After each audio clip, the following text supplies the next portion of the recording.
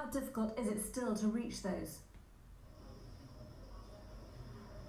Well, Geeta, I'm speaking to you from the Dehradun Air Base here in Uttarakhand, and we've had a lot of bad weather overnight, early this morning, but the skies have cleared, and so within the past hour, several Indian Russian-made Mi-17 helicopters, you can just see one behind me now, have taken off, headed into the mountains. Now, we still expect quite a bit of bad weather, but I was speaking to one of the Air Force commanders here, and he said any window of opportunity they've got, they're making sure that they get their helicopters in, because that's the only way to operate in this terrain. There are still many survivors, as you've mentioned, some of them on slopes, some of them on ledges.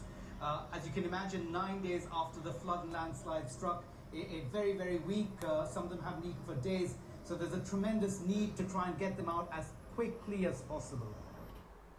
Very difficult areas to get to. For those who are still worried about their relatives, it's also difficult because the authorities saying that they're going to...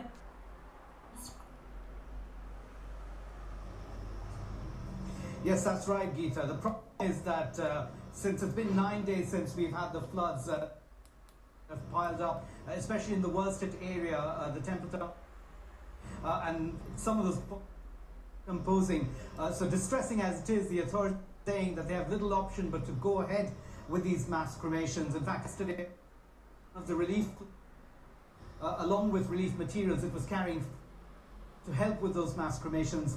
Many of these bodies, though, remain unidentified, and so what they're doing is photographing them, taking DNA samples to be preserved and used later if relatives come forward with details of people who are still missing.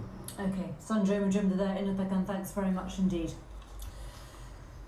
Now, we are just of our main news in a moment, but first of all, we can go to Japan because Japan likes it.